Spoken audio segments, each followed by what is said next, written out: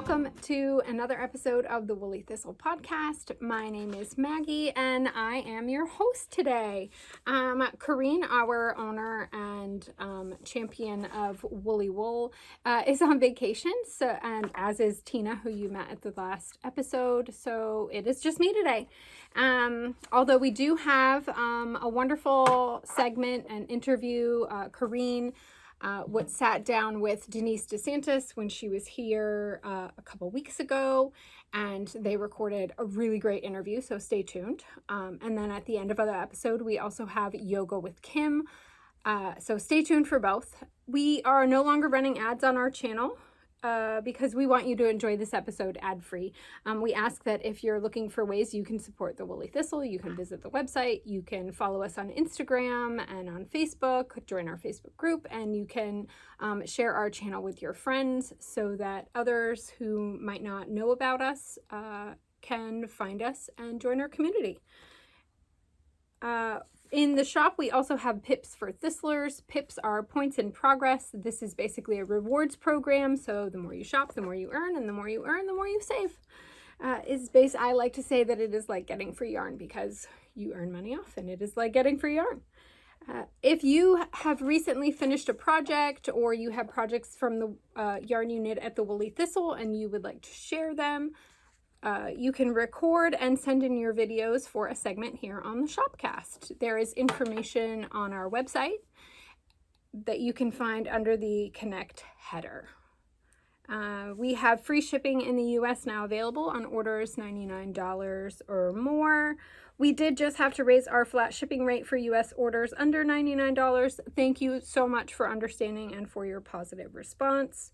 If there's anything that I talk about here or that Denise and Corinne or Kim talk about, you can always check our show notes. They are below the link to yarns and kits. Any patterns, any books, anything like that, you can go on YouTube and look in the show notes below, and we link to everything there for you to make it easy. If you are new to the Woolly Thistle, we are in mostly online store. Within the last year, we opened our brick and mortar, but we started as an online store, and our focus is on non-superwash and woolly wool from the UK, Europe, and beyond. So welcome. So every episode we give away 2 winners. As you can see, I'm used to recording with a co-host, so if it's a little clunky being just me, my apologies. But I will announce 2 winners today. Our first winner of a $25 gift card to the Woolly Thistle shop is at AmyB4730. And Amy said, I loved the show again today. I'm hoping to plan a trip to visit your brick and mortar soon. Yay. I would love to be able to pick out a custom color palette for a Marie Wallen cardigan in person. Like Tina, I swear by the Chow Shorty set for all my sleeve knitting.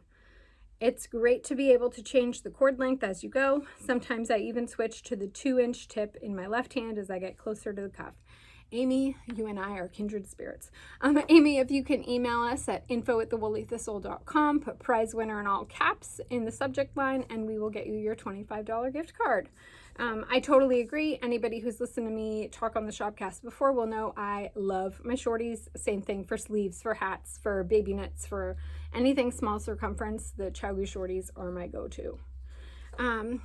I'm going to talk about what I'm wearing because I'm starting to absolutely cook in this, but I really wanted to wear it. This is my finished, I finally finished my KAL vest. So if you are Team Slow Knit and you finished a little after the KAL, that's okay. Anytime you finish is good. This is the Cameo vest by Orlane Souche. We'll put a link below in the show notes. It's a great pattern. I really enjoyed it. I love the finished. I knit mine in Tuku Wool DK. And it's great. It's a lovely little button-up vest. My buttons were from Stash. I actually found buttons in my stash that worked with my vest. So that in and of itself is a miracle. But it has these beautiful cable textured patterns down the front, and the back. And this section has these little, they're not baubles. I don't remember what she calls them in the pattern, but they were quite easy to do. The pattern was really well written. and I'm really, really happy with it.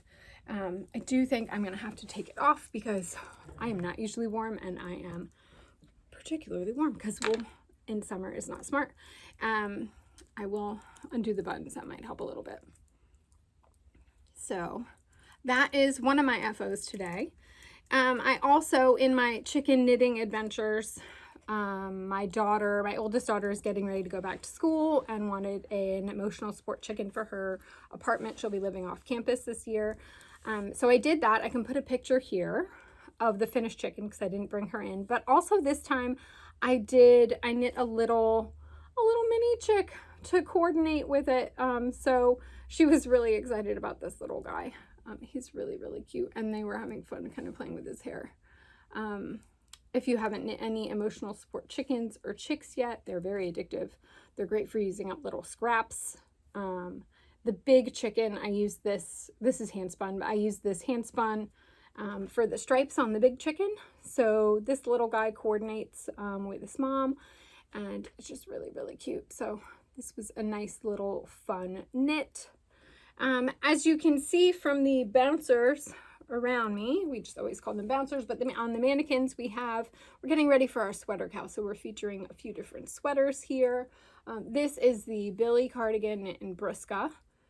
Corinne knit this recently. It is a pattern by Nordland. And we now have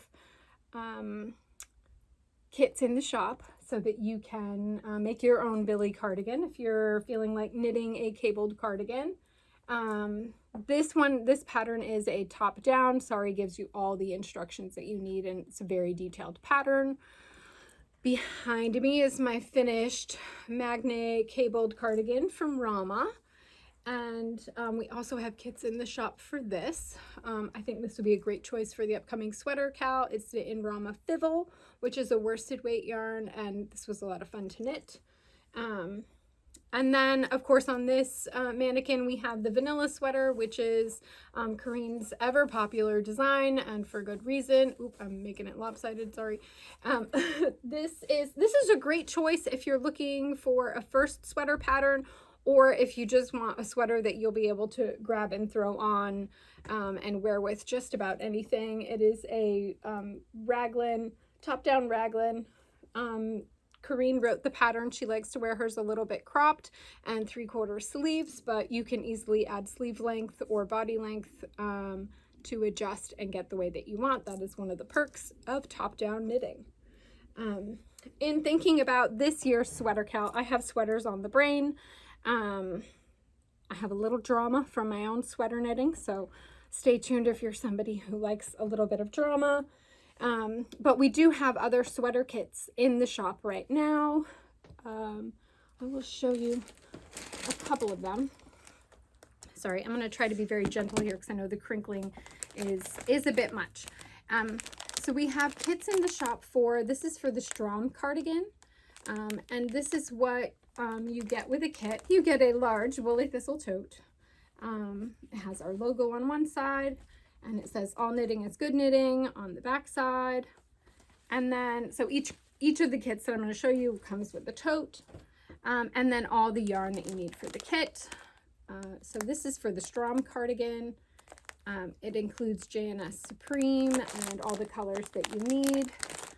We also have kits for the DRK Everyday Cardi, which uses Mountain Meadow wool in their tweed.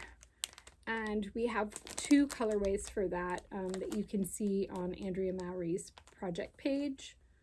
This yarn is so squishy. I love this yarn. This one's been very tempting for me.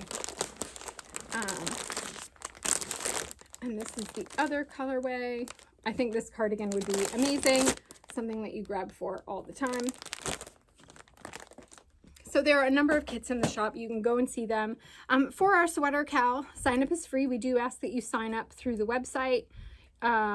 You can knit either one of the kits, or if you have something in your stash that you bought at the Woolly Thistle a while ago and you've been wanting to knit, you can knit that. We ask that for the sweater cow and with all of our cows that you use about 80% of yarn purchased from the Woolly Thistle at any point in time. So we like to feature new kits. We hear from you guys that you love it.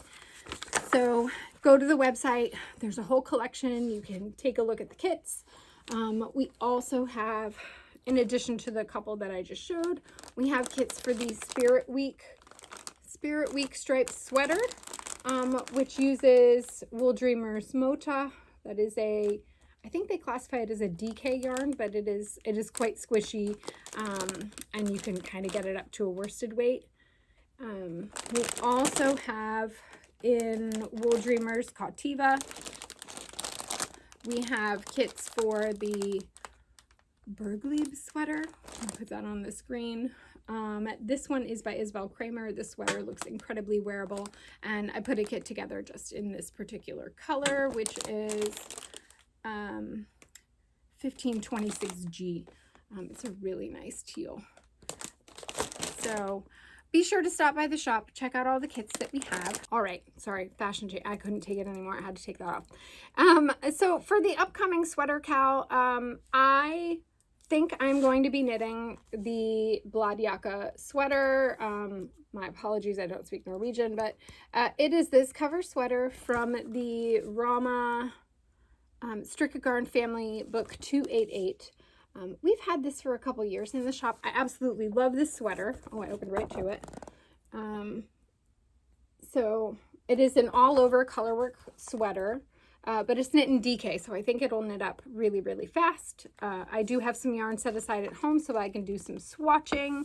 If you sign up for our sweater KAL, you will get a free email.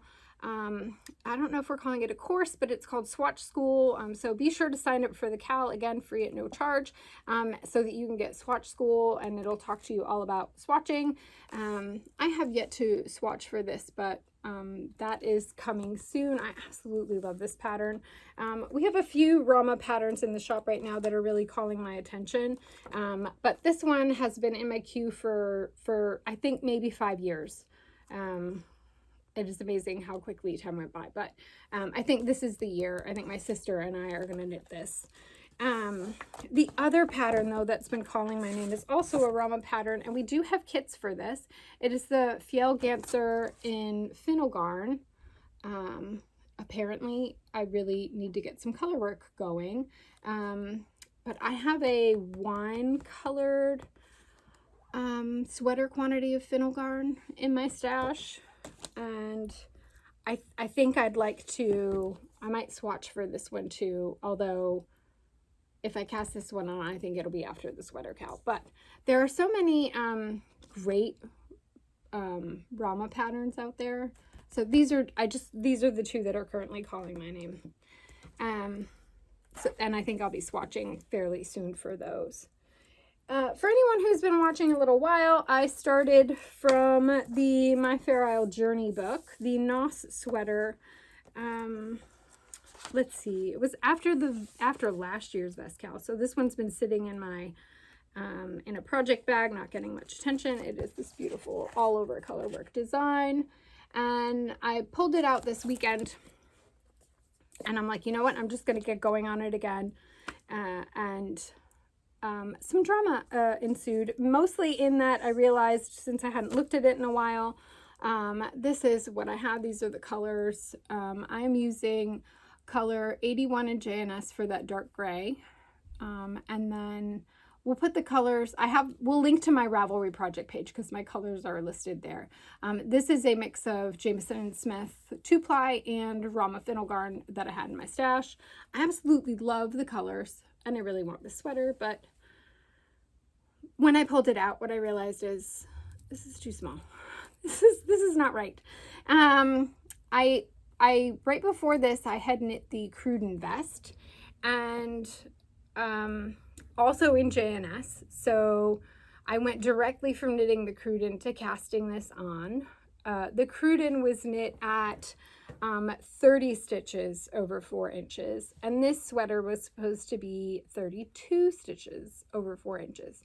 So I didn't want to go down a needle size. So what I did was I just did the math and I cast on, and I should have been at the right size. Like, I did the math, I figured out which size I should be knitting at that would get me the right size at 30 stitches. So what's really interesting is I used the same needles. I went literally straight from one project to the next. When I measure gauge on this, it is 34 stitches over 4 inches, which is why it's too small. So how I went with the same yarn and the same needles and got a variance of 4 stitches, like, I don't know how that happened. I really don't. It's sort of a mystery. If anybody has any ideas, please leave me a comment. But in the meantime, so as you can see, I've put this on barber cords. I don't yet have the heart to rip it out. I don't know what to do with it. It's not going to fit. I'm not going to finish it. It literally, like, I can get it on, but I want the sweater to have a boxy fit the way the pattern has, which is a little bit oversized. And this is not going to do that for me. So, and I did think, well, I could steek it and make it a cardigan, but that's not what I wanted. Like, I want a boxy fit all over color brick sweater. So I cast on again. I went up a needle size. I went up a couple pattern sizes. I'm going to get a boxy fit on this one. So I did. I recast on, and I just got going with it. I surprisingly wasn't even upset this time. I say this time because this kind of thing has happened to me before. Although really, I'm not quite sure how I went from same needles, same yarn, and gauge changed wildly. I don't know. But I just went ahead and cast on. It'll be exactly the same, same colors, and I'm just moving on. And honestly, it feels really good to just be doing color work again. This is going to be a longer term project, so this will probably sit a little bit while I work on my Bladjakke for the sweater KAL, which should go much faster at a DK weight. But yeah, this one was a little bit of a mystery. The good news is I have the world's biggest swatch. I absolutely love this. I think it'll be really, really pretty. It's worth keeping going. But yeah, a little bit of drama there. It was a bit of a bummer to realize it wasn't going to fit, but also there's no need to keep going because it's not going to fit. So if I want the sweater, I'm just going to start over. I'll save this, and if I do end up playing yarn chicken, I can always rip this out and reuse some of the yarn, but I think I have plenty of yarn, even not doing that. So yeah, a little bit of drama, but it could be much worse. I've had worse happen. Let's see. So, I think we're going to, I think that's, oh, I do have a couple of new books in the shop, that I'll show you before you head off to watch Corinne and Denise. Be sure to stay tuned for that because it is a delightful, interview, and, Corinne and Denise together are just really, really wonderful. Denise is fabulous. It was so nice to see her when she was here. So a couple of new books, are in the shop now. This one is The Wonder of Wool. Tina and Corinne showed this last week. It is a really gorgeous book. And this is on pre-order and releases August 19th. So you can order now. The photography, it talks all about breed-specific yarns and shows you swatches. I think that you will, not only is it really interesting, you'll enjoy reading through it, but also just having it on your coffee table and occasionally pulling it out. There's a breed directory. There also are patterns in the back of the book. I can't remember how many. It's either 4 or 5 patterns, 6 patterns. We could put it on the screen. And they are really lovely. And they use breed-specific yarns, some of which you can find here in the shop. Or we'll be able to find here in the shop soon. So this is The Wonder of Wool by Justine Lee and Jess Morency. And this is available for pre-order now. Also recently released from Alina is Field Notes by Olga Putano. And this is 20 textured knits for everyday beauty. I love that cabled sweater on the front. There are lots of great patterns in this. And newly released, now launched, is No Fear Sock Knitting from Denise DeSantis. You can order this in the shop now. If you had pre-ordered your copy, thank you so much for pre-ordering with us. And you should have, your order should have shipped. And if it's not yet at your doorstep, it will be shortly. And last but not least, before we head off to Corinne and Denise, now available for pre-order is our 12 Days of Cheer box. This pre-order opens today. I wouldn't delay. I would head over and pre-order your box. This box is going to be amazing. This box is, we've done this in partnership with Garthenor Organic. It is a celebration of British sheep. Each box contains 12 squishy skeins made from rare and heritage British breeds, single flock, single breed, and fully traceable, offering a truly woolly, sheep-focused experience. It is naturals with a twist. It is a curated palette blending natural undyed shades with exclusive dyed tones that work beautifully together. Everything in the box you'll be able to either use individually or they're all the same weight, so you'll be able to use them all together. This year we've done something different, and you will be getting 12 days of woolly wool.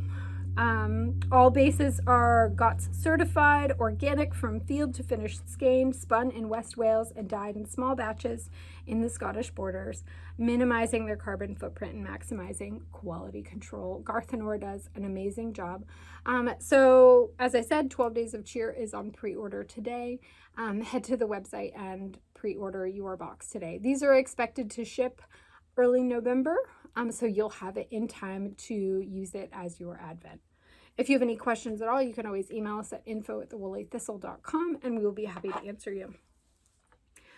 For those who are local or might be traveling through the area, we also have an upcoming class and visit with Gudrun Johnston coming up on September 6th. Gudrun is going to be here in the shop teaching a Fair Isle taster class. I would check the website to see if there are spaces still available. If there aren't, you can send us an email and get on the wait list. But if there are spaces still available and you would like to come and take a class with Gudrun here in the shop, I would sign up today. We will also be hosting a meet and greet, so if you're not able to take the class or aren't interested, you can still come and meet Gudrun. She is absolutely delightful. We do have an active Facebook and Ravelry group. We have a very active community, especially in the run-up to the sweater KAL. This is one of our biggest, if not our biggest, KAL for the year.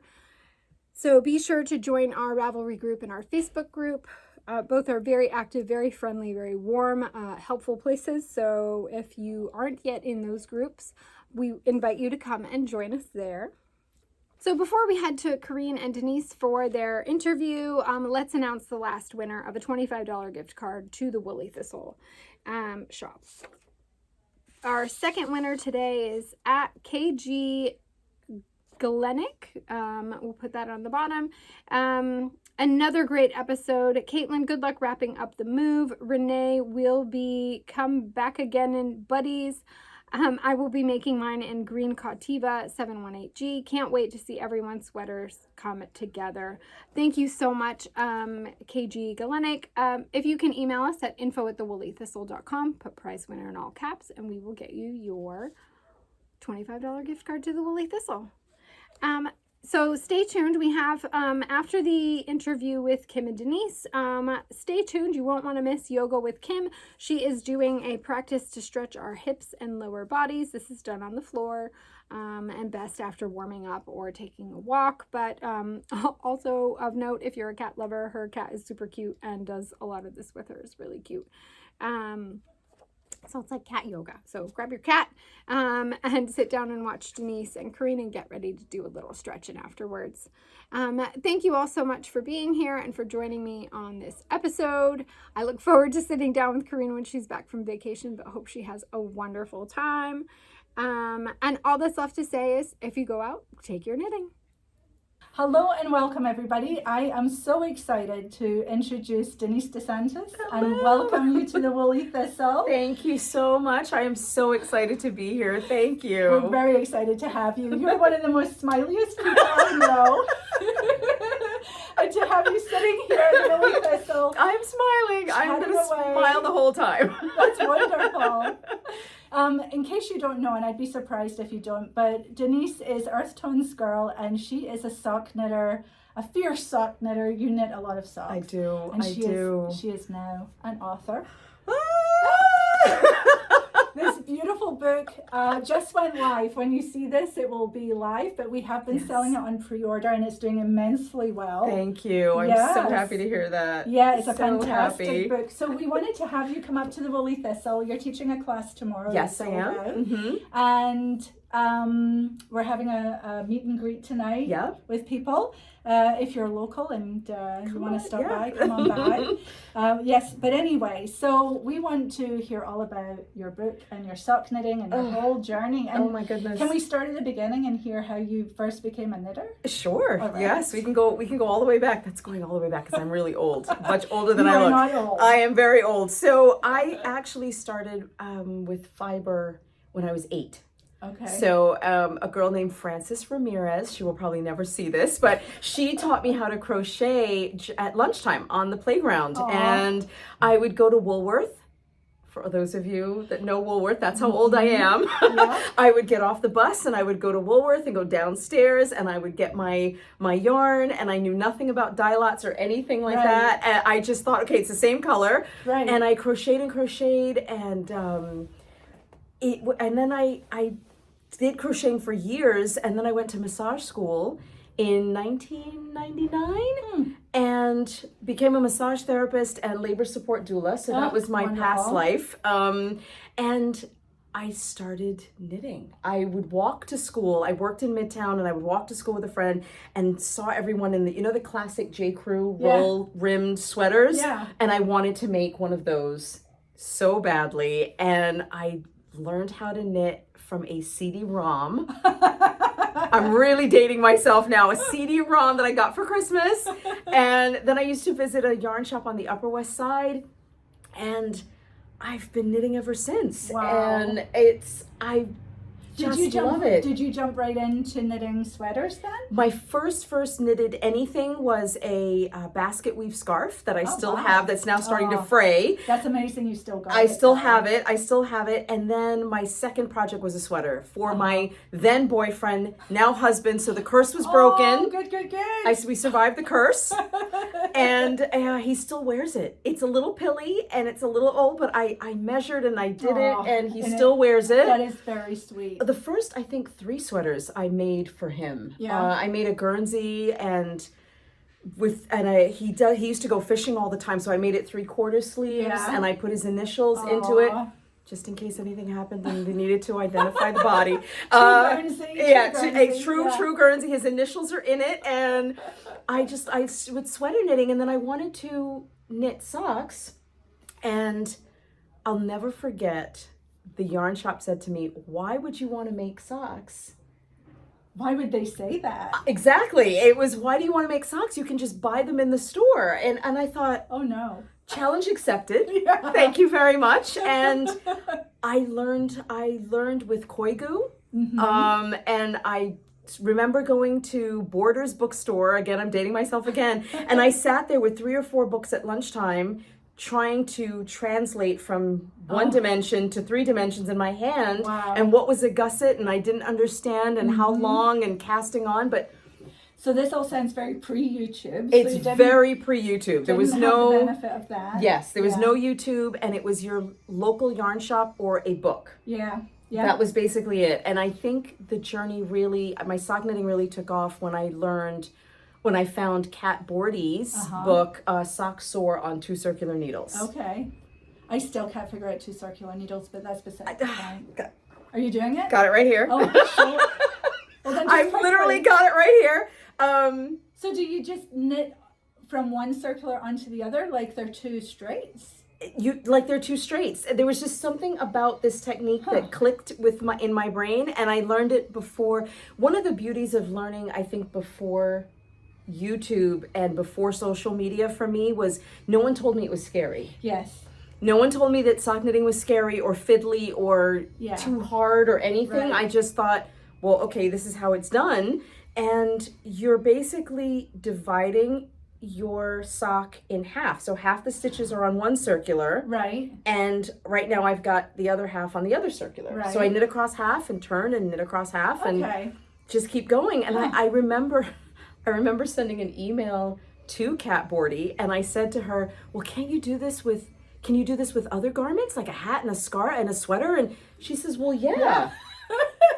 And so then I went from straights to circulars, and all of my sweaters were now seamless. And amazing. So that is, so Kat Bordy's book was the game changer, and then Elizabeth Zimmerman's books. Yes. Knitting Without Tears. Yes. And again, I was designing right out of the gate. I never knew not to, and I never knew to be afraid of it or that it was hard. It's, oh, well, this is how you do it. Yeah. You knit sweaters and you measure yourself, and then you get your gauge and you go. Yeah, but that can all seem very, very mysterious. Right. If you're not willing to, crack the books open. Although now you can go on YouTube and learn it. You can, exactly. And so much of these books are now available on video. Mm-hmm. I know you can buy a lot of Elizabeth Zimmerman's videos from Schoolhouse Press and things. Yep. But it was, and I always thought, which is why being here is so perfect, I always thought that sweaters, anything knitted should be in natural. Yes. 100% wool. Yes. There shouldn't be nylon in it because that's not how it's done. I agree. Right. And the reason for that though is that 100% wool or natural fibers is going to hold and last better. It's going to wear better. It's going to keep its shape. all of the above. All of the above. And it's been doing so for hundreds, if not thousands of years. Exactly. Yeah. And it just feels better in my hands. Yes. And I'm so glad that was my first introduction. Yeah. And it's really funny because I always only ever knit with natural colors. Huh. I didn't like bright colors. I didn't like anything with color, which is hence the name Earthtonesgirl. Yes, I love it. Some students in one of my early classes, they said, well, do you only ever knit with earth tones? You're such an Earthtones girl. And it was said as a joke. And when I was trying to find out, what's my new Instagram name, it was Earthtonesgirl, and here I am. That's amazing. 20 plus years later. Yeah. And I still love it. You still gravitate towards earth tones? But I think you have expanded. I have expanded to beautiful colors, but they tend to be more muted. Right. Yeah. I'm not softer, more muted, not really bright. Yeah. And there is a place for all of that. It's just it doesn't quite appeal to me. It doesn't quite. I mean, I always think English countryside and browns and creams and maybe an occasional maroon or like a russet orange, but nothing brighter than that. So I'm in the perfect place for that. You are. Yes. Although even in our natural woolly wools, there's some very bright pinks and shocking, yellows. True. Up. Very true. There's blues, there are greens that are all natural colors. Yes. Absolutely. But so here I am. So sock knitting. So the gauntlet was laid down. Yes. You decided, so you knit your first pair of socks using Kat Bordy's book. I used Kat Bordy's book and I used Koigu. I think the number was 314D. And I remember that because it was just the prettiest thing I had ever seen. It was colorful, but again, so muted. Yeah. And every stitch was a different color. I've been there. Every stitch was a different, so I was hypnotized by it, absolutely mesmerized, and trying to understand, and it's interesting, again, without YouTube, or even having someone to ask, just to go to another knitter, because I didn't even know anyone knitting socks at the time, and it was trying to understand how to rearrange your stitches on the two circular needles, and I was sweating. I mean, I was reading the book and sweating, but I figured it out. And so you earned it. I earned it. Yes, I absolutely earned it. And I've never looked back. Well, tell us then, what was the progression from that first pair of socks that was hard won and figured out? You might fast forward a little bit, but I know you from YouTube and your wonderful sock tutorials. Your podcast as well. Thank you. You've built a really great community. I've tried, and I've tried. One of the reasons I did the podcast in general, and even started my sock knitting tutorials, I felt like there was a gap in information. And I then started working in a yarn shop in Tarrytown, New York, and the question, well, they were in Irvington and then Tarrytown, but the question, there were so many times when knitters really almost wanted their hands held. And when you watch videos or you read a book, it jumps. So you cast on, you do the cuff, then you start the leg. And I'm thinking, well, how exactly? Right. And that may seem very obvious, but I really wanted to break it down step by step. And I've even had people say to me, oh my gosh, your videos are so long. You know, like, why do you talk so much? And I said, well, it doesn't appeal to a more experienced knitter, but to an absolute beginner where they're holding their yarn and they're holding their needles and have no idea what to do. I really wanted to take them through the steps. And so do you hear from knitters that you have got them over the hump? So many times. I bet. And it is such a gratifying moment when I'm at a fair or a festival and someone will come up to me and they're like, can I just show you my first sock? Because I'm just so excited. And it's I almost get teary, and I'm not doing this just for the podcast right now, but it really does. It's real, and it really is so. It's touching. It really is touching how excited they are, you know, and they really feel like it's this accomplishment and they want to share that with me. Well, it is an accomplishment because socks are magic. I mean, I remember the first 100%. Pair I knit top down, and then I did the heel flap, and then I turned the heel. And I changed direction, and I thought, what? I am amazing. Yes, I am like, so smart. I am so amazing. And I feel so technical and so smart. It didn't look that great, but I had done it. But you did it. No, I did it, and you did it. I loved those socks. And also though, I can do hard things, and then realize it's not hard. It's not. But I can do things that I don't know how to do when I start out. Right. Have faith and trust that your steps will get you through, and the steps will get you there. Heel or what have you. For sure. Yes. For sure. Yes. And it's trusting a process that is new to you. It's there. I always say to people, there are many, many, many more things in life to be afraid of than sock knitting. Yes. And the other thing is you get to rip it out and do it again. Now listen, there's a very good saying that I've heard around these parts, which is all knitting is good knitting. All knitting, 100%. It is never wasted time. No. Ever, ever, ever. No. You're learning. You are always learning something new. And how many things again in life do you really and truly get to do over? Right. Yeah.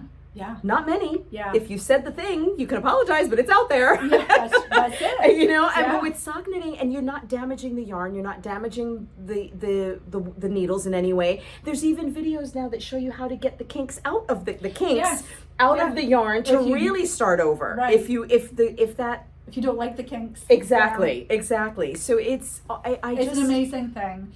I think that's so true, you know, and you can decide, am I okay with that? I'm just going to fudge it, or no, all knitting is good knitting. I'm going to rip back and I'm just going to knit again. Because honestly, for me, so long as I'm knitting, I'm good. Exactly. And I did have a period of my life where I would rip things out. Yeah. Frequently. If the stitch was slightly off or the count was, and I'm thinking, who's going to see this? Right. But it bugged me. Yeah. I'm now at a point where, okay, so I did 2 decreases in a row on one side and only one on the other. Right. No, it doesn't matter, and I'll keep going. Yeah. So I've let go of that perfection to some degree. But back to knitting, turning a heel being magic, Stephanie Pearl McPhee, who's the yarn harlot, she actually wrote that in one of her books, that turning a heel makes you feel smart. Oh, really? And I didn't get it until I turned a heel. It's really, really true. It really is true. It is true. I have a funny story. When I published Agatha Socks, which was years and years ago, I can't remember, maybe 2016 or 2015, something like that.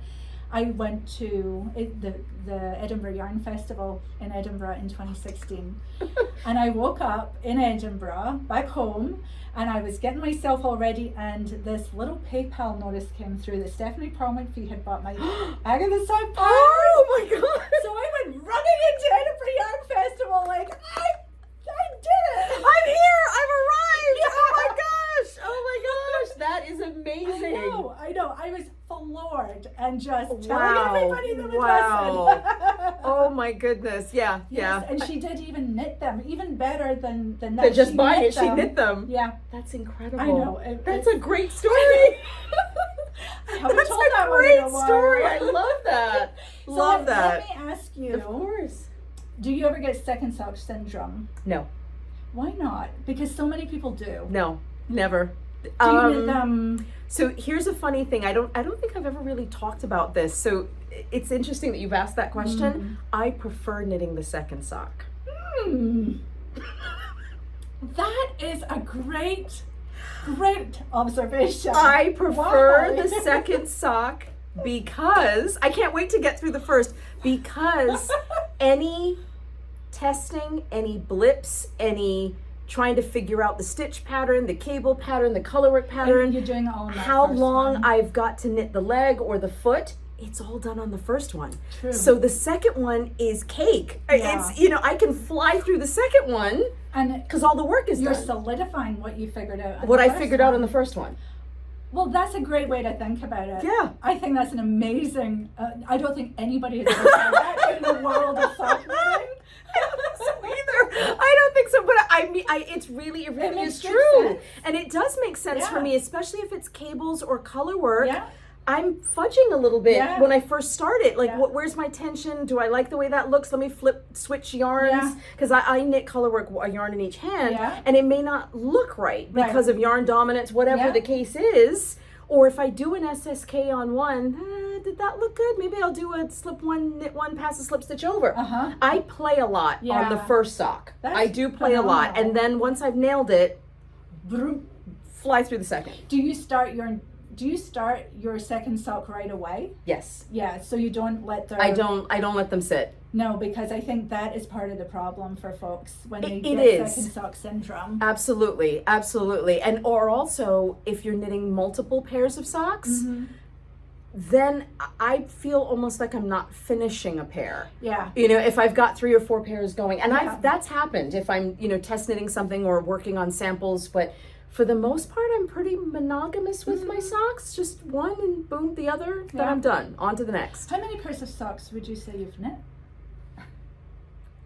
Can't count that high. Do you know where I they don't are? know. Do you gift them? I've gifted quite a few, Uh-huh. but I also keep a lot of Yeah. them. And okay, I'm gonna say it. I don't wear a lot of them. I don't Why wear them. not? Are they too precious? No, it's not that they're too precious. They're like diary entries. Uh-huh. And I've talked about this too on my Yeah. podcast. I feel like they're diary entries Yeah. because whatever sock I'm knitting, like here's a little sample that I'm playing with right now. This sock is my Woolly Thistle. You will think of the Woolly Thistle. I will on your always trip think of there. and my trip here with this pair. Yeah. So I don't want to give them away. No. Because that's a page out of the diary. Yeah. But then I also get hot a lot, so I can't always handle wearing socks. Oh my gosh. So Aww. yeah, it's very funny, but and people are floored. People say to me, "Oh my gosh, what are you going to do with all of those? You should sell them. You should give them away no, in no, homeless no. shelters and people." And I'm thinking, okay, I am not going to allow people to guilt me into No. giving them away or Right. doing what I don't want to do with them. Yeah. This is my thing. Yeah. I am a wife, I am a mother, I am sister, daughter, all of the things, teacher, Yeah. maker, and I feel like so much of my life is given away. Yes. So socks are mine. They're yours, and They're you're mine. welcome to them. Thank you should you. be able to Thank keep them. you. And I love your idea of a diary. That because I think all knitters do find this. Yeah. That they're knitting whatever is going on in their life or wherever they are. It ties into the It's stitches. knitted into the stitches, and I have found that over and over. Absolutely, and over. absolutely. I've even knit my own hair by accident. Like it just. My cat, The cat, the everything. dog, Yes. everything just gets knitted in. Yes. And I funny story with how dedicated to that I am. I knit a pair of socks when I was pregnant with my daughter, first child, and I cast on early in the pregnancy, and I'm like, okay, these are beautiful, detailed, elaborate cables, traveling stitches. They were by Cookie A. Uh-huh. And now I'm in 3rd trimester. Barely, I can't even reach my feet, but I managed to get them on. They wouldn't fit. Aww. They did not fit Aw. because my feet grew. Yeah. But guess what? I'm never giving those away No. because those are my pregnant with my Yeah. daughter socks. Yeah. Absolutely. And all the time and dedication, because I knew having this new baby, I wasn't going to have the time to dedicate to these mile-long charts. Right. Right. And I mean, because Cookie A's patterns are serious charts. Yeah. But then they didn't fit, and I thought, Doesn't matter. It doesn't matter. No. I enjoyed them so much, and I Yeah. still have them. Yeah. I still have them. And there's so much in that. Not just that it's the memory of the socks you were knitting as you were pregnant, but there was almost an acknowledgement there that this is the last time for a while that I will knit this kind of sock. Right. And so all my future socks in the near future are going to probably be more vanilla. More vanilla. Yeah. Yes, which a lot of them are now. Yeah. And it's just attention span. Life has just become so much busier. Yeah. So trying to pay attention to a cable Yeah. and you're interrupted every 2 minutes. Yeah. Yeah. So yeah. And it's okay. You can let that go because you know it'll come back in It another will come back. chapter of your life. Exactly. Exactly. So tell us about writing a book. You're a real bona fide author. Not only with a great YouTube and community, Yeah. now you're an author. Thank you. I'm not. It hasn't sunk in yet. It really. There it is. It has not sunk in yet. It does not feel real. How did it come around? It was January, I think,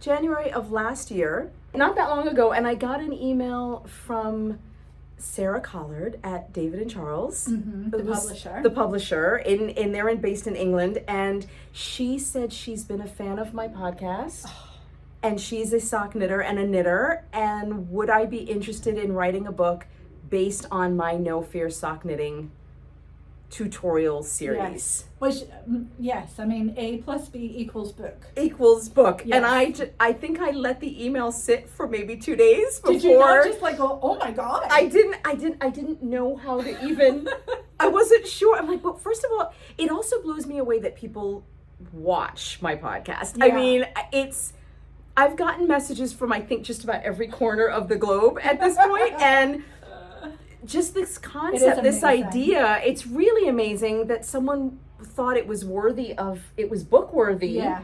And I'd worked in publishing, also in book publishing for years, pre-massage and doula. Okay. I worked for Little Brown and Company and Condé Nast, and Uh-huh. I just thought, well, I'm always on the other end Right. of the book. Like, Yeah. are you serious? And I do knit-alongs, book-themed knit-alongs. Yeah. So books are a huge, huge part of my Yeah. life. Yeah. And to now have this incredible opportunity, thank you, David and Charles, so much if you're watching.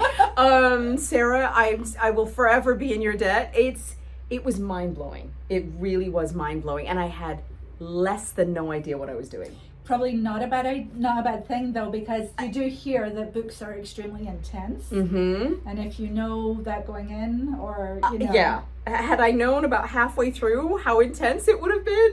So tell us about it. What's the process like, or at least what was your process like? It felt daunting. I just didn't know where to start. I had no idea where to start, but I knew I wanted the book to feel like a journal. Yeah.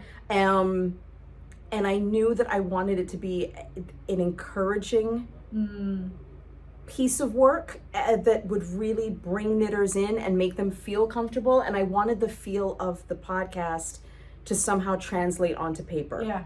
Yeah. And I thought it was really important. I started with chapter titles. Mm-hmm. What's going to go in it? Right. What can I put in it? Because I only have this much space. Right. And I don't think there's any book out there that has it all in it. Right. You know, it's almost impossible to get it all into one book. Right. What can I put in here that will benefit knitters, sock knitters, new sock knitters, and be encouraging? And I started every chapter with a quote. Mm-hmm. And that even took a little while, but that was part of the fun. And I think that one thing led to the other. Yeah.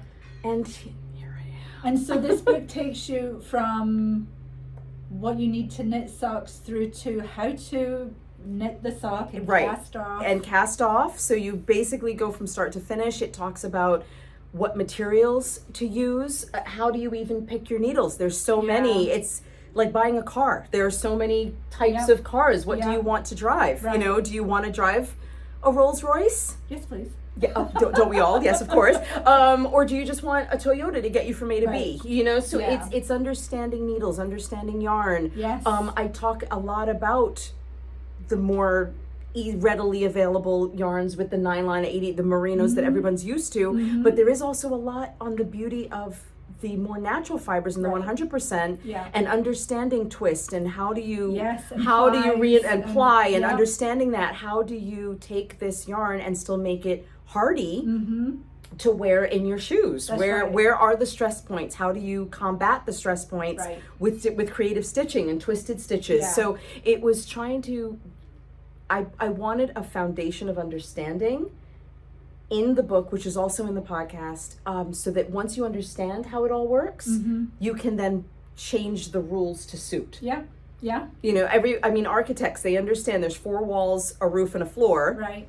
So now what can I do to make that different and unique? So it's understanding the basics and going from there. So somebody working their way through your book will come away with a great understanding of the whys behind the choices that you make. Yes, I'd like to think they do, though they will. And I see that there's different heels, and your shadow wrap short row heel is in there. Now that is actually, I'm so glad you said that. That is actually not my heel. Oh, I always think of it. No, and a lot of people do think of it as mine, but it's not. It was created by Alice Yu, ALICEYU. Okay. And I think she published it. I don't remember whether it was an interweave or Knitty.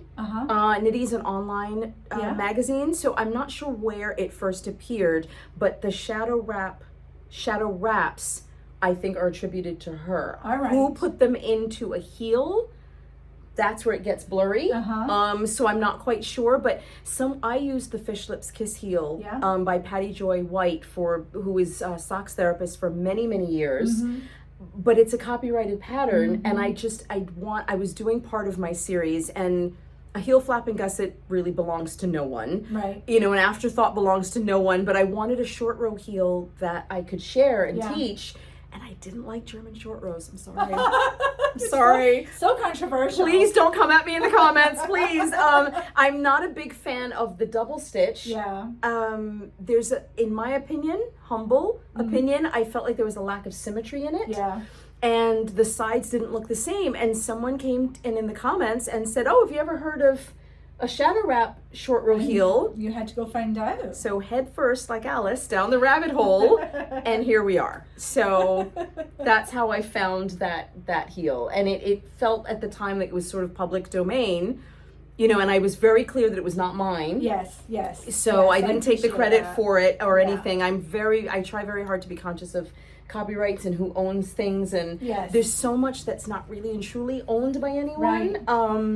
And there's, again, I get a lot of gray area, but that's the story behind that heel. And there's patterns in here too. Yes. So I'm just going to flip to the back. The patterns are all to the back. Yeah. And you get tips and tricks. Yes. Here's the patterns. So there's tips and tricks along the way. Oh. So tell us about the photography. Who is in charge of all this? Oh my goodness. This is, so that photography, there's 2 types of photography in the book. There's step photography, which is my hands instructing you on what to do. Yeah. And then you also get, for example. There I am. That's actually my foot. And I thought it better to not show you my bare foot, so I used a little, no-show sock. Yeah. And so this photography was done by Karen Pearson. And that was a 2-day photo shoot up in Rhinebeck, and it was it was an intense experience. We had a shoot list.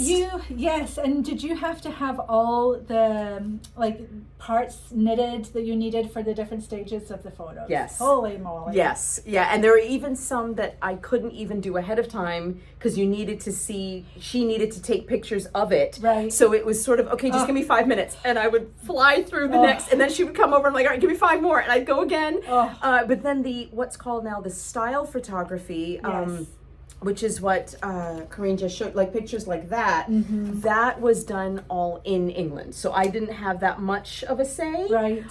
They were very conscious though of, oh my gosh, they really did an amazing job. They did. I was just blown away. Sam, whose last name is escaping me at the moment, but she was in charge of, they had a whole team in charge of then the style photography and the layouts and all of that. And, they sent me pictures. So did you have to send them all your socks? All the samples. samples, That yes. must have been nerve-wracking, sending them off in the mail. It was. Some of them I hand-delivered last Rhinebeck. Okay. Because there was a deadline at that point. So some were delivered in person, and there were one or two that I then had to mail. It was a little nerve-wracking. Yeah. It's a little, because you don't know where it's going to be. And Right, and will it actually get there? will it get there? And then when do you get them back? And all Yeah. of this stuff. So there was so much to learn Yeah. in this whole process. There was really, really a lot to learn. And there are 8 patterns in the book. Right. 4 have been pre-released. Yes. 4 are new. Yes. The bonus is for the pre-released patterns, there are now instructions on how to convert. Those are all top down originally. Right. There are now instructions in the book on how to convert those all to toe up. Wow. That is really good. So they are, it's almost like you're kind of getting an old pattern, but with a twist. Yes. So I really wanted to, I tend to be team top down. That's okay. I'm standing by that. But I really wanted to represent and encourage, really encourage and support the toe up knitters that are out there. Because I feel like sometimes they get, I know. they tend to get maybe the short end Yes. of the needle sometimes. So the book really, there's a lot of information on different toe up cast-ons, mirrored increases and things, bind offs. So there's a good amount of information. And there will also then be in the fall a series for toe up sock knitters. So it's coming. Oh, wonderful. It's coming. Yes, so this is the book. It's available today. It has been on pre-order, but we will have been shipping these out by the time you see this. But we'll have them in stock and you can order and support this wonderful woman. And support the Woolly Thistle. Thank you, yes. Support this amazing. So I'm going to sidetrack for just a moment. This is my first time here, but I have worked with Corinne for many years. Yeah. I've done sweaters. I've ordered from here, sweater quantities, because I actually do knit sweaters. We'll talk about that in a moment. But I've worked with Corinne for so long, and so to finally have this amazing experience to be in the Woolly Thistle. Thank you for coming. Thank you for having me. It is a gorgeous store. If you've not been here, if you are within, in New York we say tri-state area, but if you are within the area, this is worth the drive. 100% worth the drive to see the yarn, to touch it. Their staff is amazing, Yes, and it's really an amazing experience to be here too, because it's all the natural fiber. Right. Yes, the non-superwash wool that we champion is all here. It's all here. Yes. It's all here. And I think seeing it in person, seeing samples, and getting to really touch it is really great. Because they do feel different from each other, and you can get a sense of which one you want to go with. Absolutely. And I think people shy away from the natural fibers. Yes. They're just not always sure what to do with it, how it works. Or it's scary, or it feels scratchy, and just not having it. So you were mentioning sweater quantities. Yes.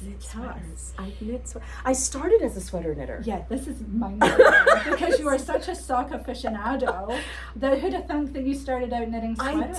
I did. And it's interesting. I always had a sweater and a sock going, because the sweater was sometimes too bulky when it got to a certain stage to tote around with me. But I've knit sweaters in the car. I've knit them on the way. I knit a sweater once on the way to a wedding and put the needles around my neck and forgot.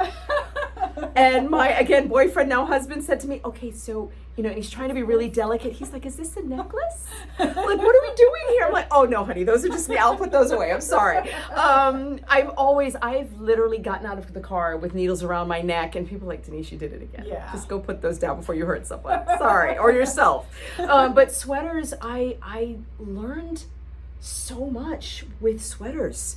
Yeah. And I thought, well, can't we translate all of this to socks? Yeah.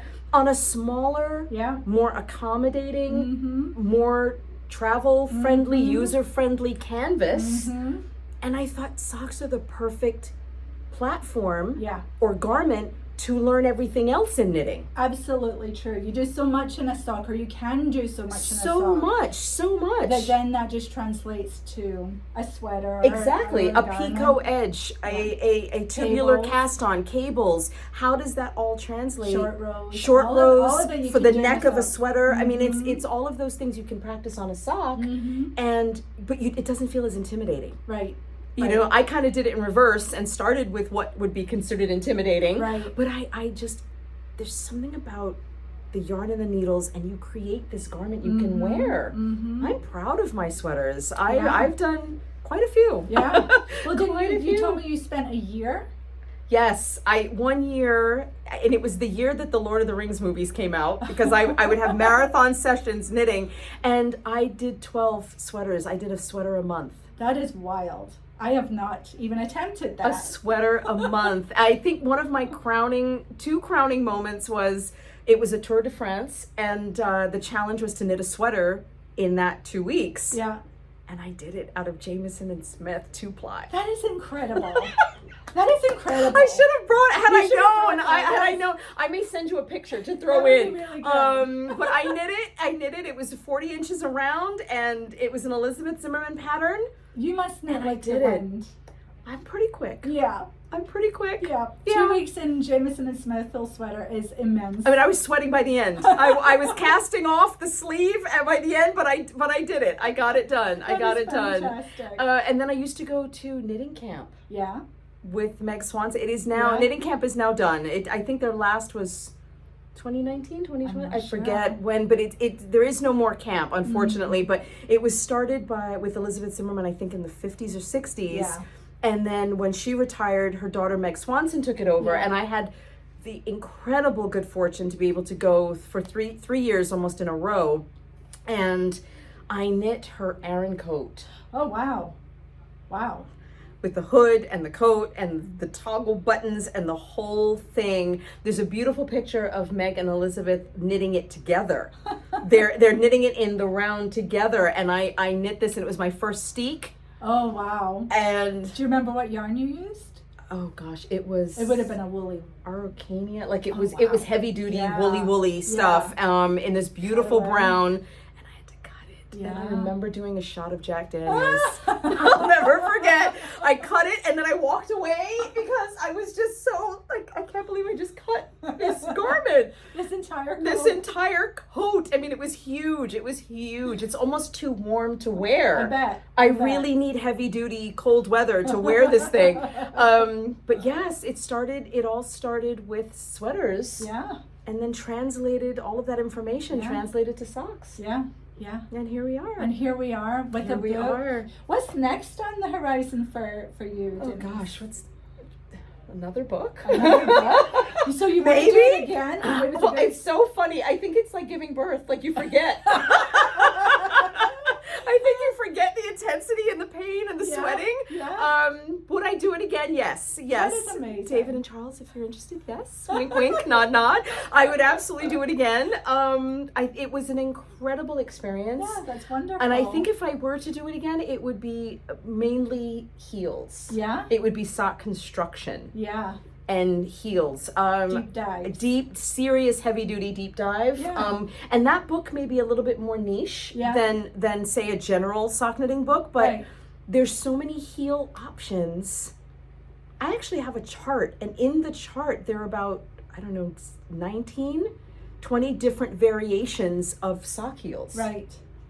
So everybody has a sock heel that's going to fit them perfectly. They are going to have a sock heel that will fit them perfectly, or they will be able to alter it, modify it.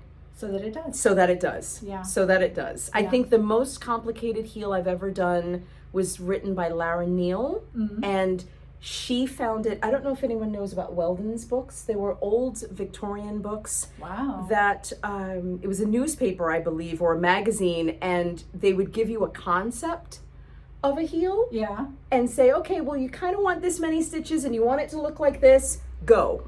That was the extent of that was the extent of instruction back in the day. And Lara Neal did sock architecture, and she broke down all of these patterns. Wow. And she has one called Step Up. It's top down and toe up, step up or step down heel. It's a double gusset. Oh wow.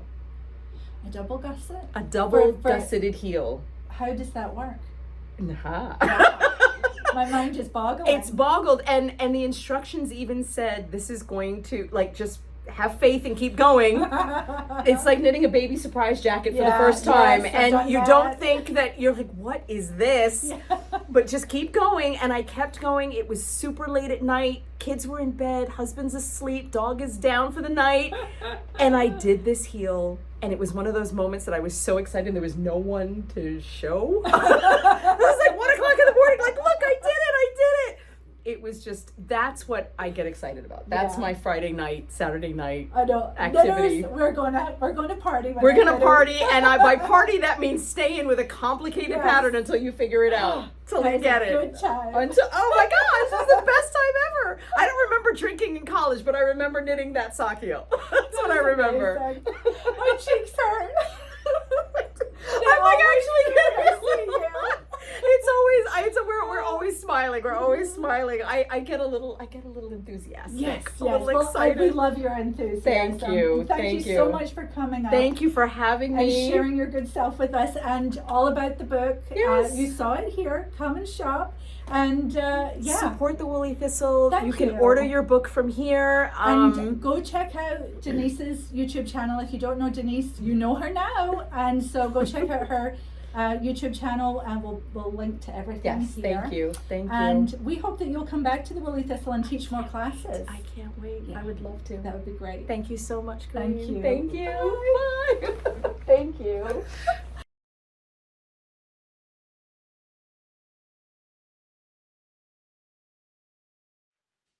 Hi Woolly Thistlers, it's Kim here with another episode of Yoga for Knitters. This episode is all about stretching through the hips and the lower body, but it's best done when you're warm. So if you go for a walk or ride your bicycle or do a short yoga practice or do some aerobics or walk up the stairs, whatever it is, do something to get your body moving so that you are a little bit warmer to get maximum benefits from this practice.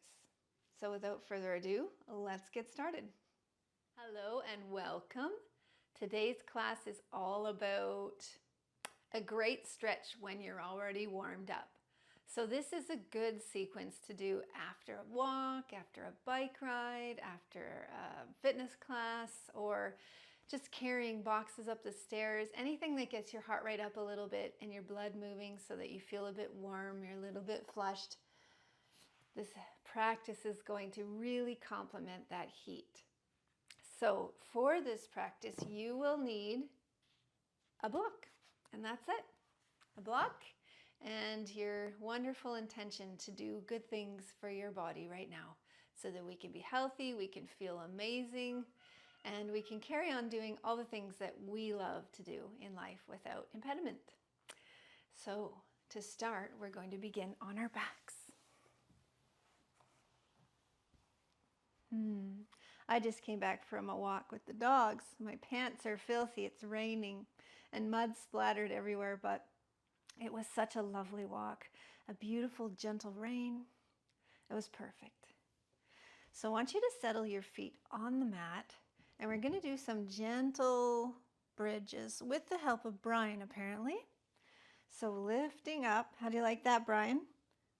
And then back down again, like a gentle cat elevator.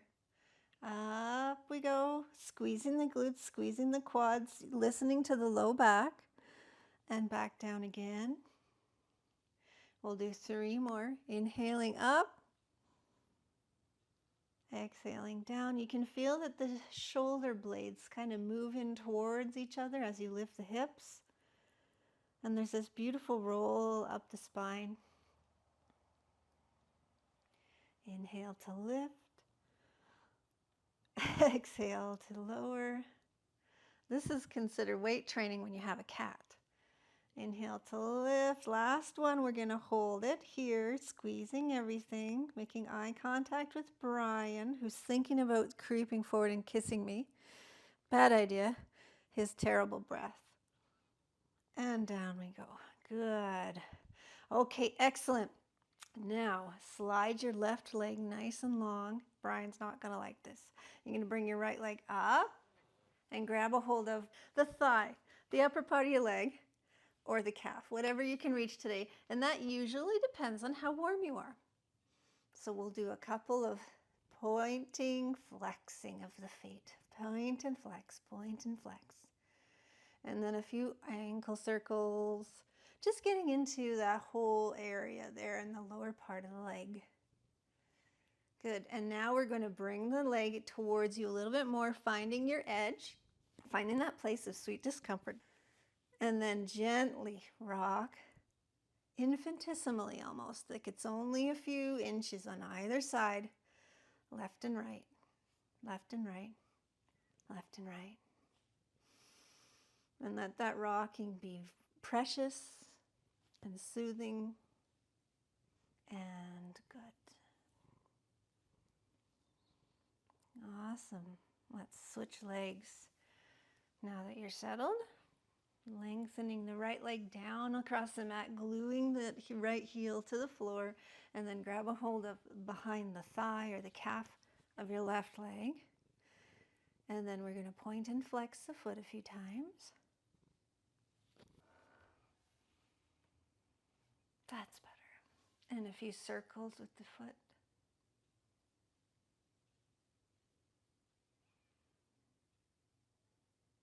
Good, and then draw the leg towards you just enough to feel it. We're not working super hard, we're stretching, but we like to be warm so that the stretch is more effective. And gently rock that leg, moving through the hip socket, left and right, left and right, left and right.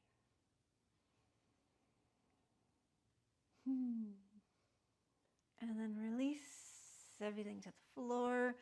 This is where your lovely block comes in. We're going to put the block onto the lowest setting here and place it underneath the SI joint, the sacrum. It's that triangle of bone between your tailbone and the rest of your spine. Now, draw the left leg all the way down the mat and imagine you had a friend there holding your ankle and just gently tensioning the leg away from you. At the same time, bring the right leg in, grab a hold of the calf, and start to pull it towards your belly. So we've got this opposite movement happening with the left leg moving away from you and the right leg moving in. And what you're going to feel is this gorgeous opening right here in the hip flexor, which is so good because, especially if you do a lot of sitting, knitting and sitting, you're going to find that those muscles get quite tight. Office jobs, that's another really bad one for tightening those hip flexors. So they're like really developed in only one position and not anywhere else. And there's like a disparity of tension. So this is us opening it all up. Just let your imaginary friend, or if you have a real friend, pull gently on that left ankle. Create more space in the hip.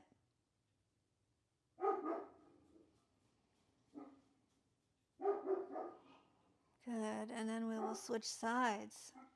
So we'll lengthen that right leg away from you, pushing the heel down the mat, and then pull the left leg in until you feel that opening. Now, if you pull the leg too hard, you're going to lift that right foot off the ground. So now you know that we're not going to be a teeter-totter here. We're going to stay grounded in that right heel.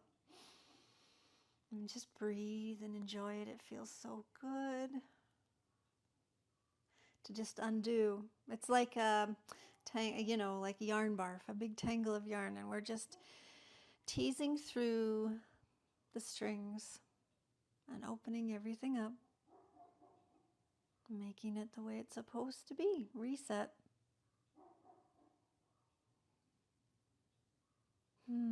Good. Okay. Let's get away from that block. We'll move it out from behind us. And now I want you to cross the right leg over top of your left leg, flexing the right foot to protect the knee, and then draw that leg in. Maybe you need to do a little bit of a sit-up to get a grip behind that left thigh, and then pull it into wherever you're tight. Now, for me, it doesn't take very long on my right side to find that edge. It's just always really tight. The right side's different than the left, and you're going to probably find the same thing for you. The two sides are not the same, but that's okay. There's nothing wrong with it. It tends to speak to your posture and which side you are more dominant with. Okay, let it go. And just give it a minute. and then we'll do it again. So this time, we're going to gently rock, just like we did when we were pulling the straight leg back. We're going to gently rock from side to side. And you'll notice that some parts of the rock are a little more intense than others. But every time you rock, it gets a little softer. Good, and release. That's a little bit of abdominals right there. Nice slow release. And then we'll do it one more time. So bring the leg up.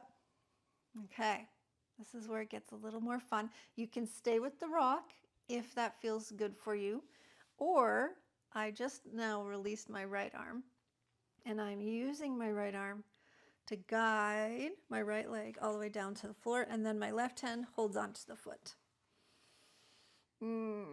That's a little more intense on the outside of the hip, but it's good. So we're getting all those muscles. There's so many muscles in the hips, and we want to give love to all of them. Plus, this is a beautiful twist, so our spine will thank you.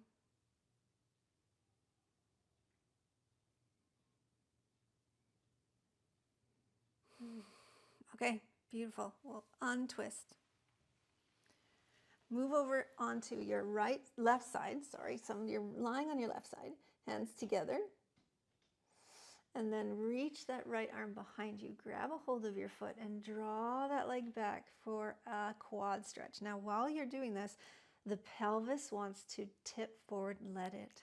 That's a good thing. The tipping forward of the pelvis will deepen the stretch in the quadricep, in the top of the thigh.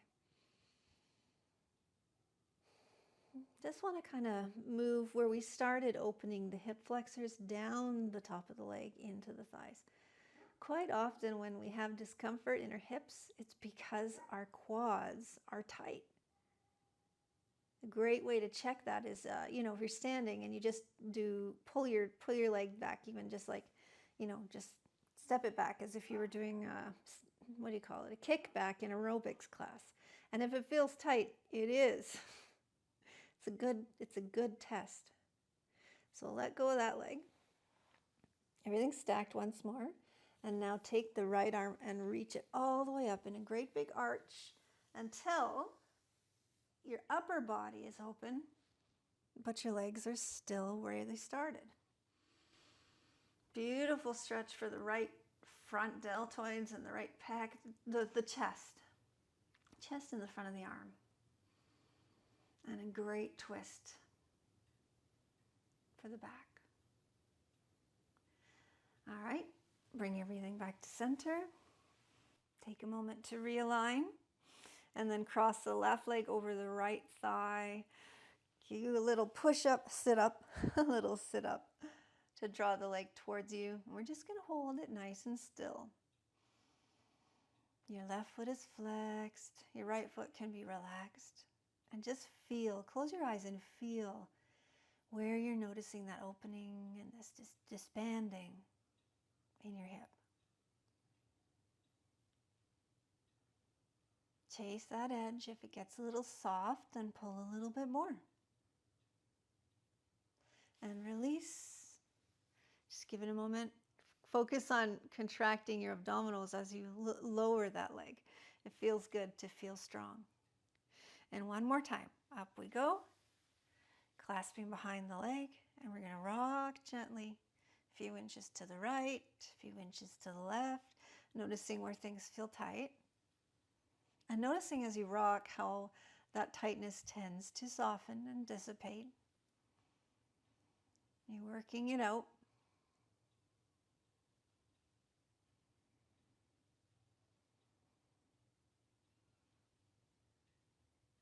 That feels good. Okay, we'll relax it one last time.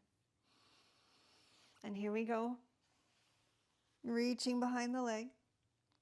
Okay, I'm going to release the left hand onto the left thigh and roll over to the right. Okay, my right hand rests on my right foot and then open out to the side. Nice twist.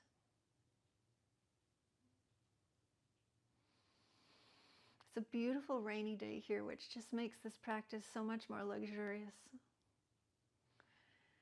cozy, and wonderful. Excellent. Now we're going to stack. I'm just going to flip so I can still see you. I'm going to stack the legs together like so.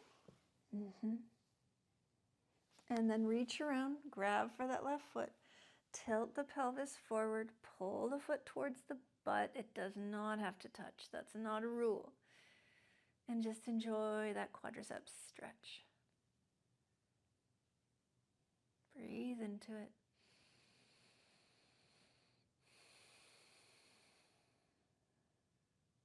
And relax. Stack the feet once more, left hand on right, and we'll sweep that left hand all the way up and over, opening the body up so that the upper back is twisted. And you can just feel yourself settling down into the mat. Can you also feel the difference in your hips now? They feel more alive, maybe a little tingly, definitely more open. And everything does better when you pay attention to it. You know, children are happier when their parents pay attention to them, or dogs are more well-behaved when they get attention. Everything does better when you pay attention to it, and I don't think our hips are any different. Thanks, Smokey. All right, let's draw everything back to center. Draw your hips, your knees into your chest. Rock a little bit to reset. And then open everything up for a nice Shavasana. And you can stay here as long as you want. Just feeling the tingling, the aliveness, the stimulation in parts of your body that sometimes get forgotten about. And I suspect if you started nice and warm, you're probably nice and cool now. Just the perfect temperature to relax and let go. And you can stay here for as long as your life permits, but I will sign off here. So thank you very much for practicing with me, and I will see you again next month. Namaste.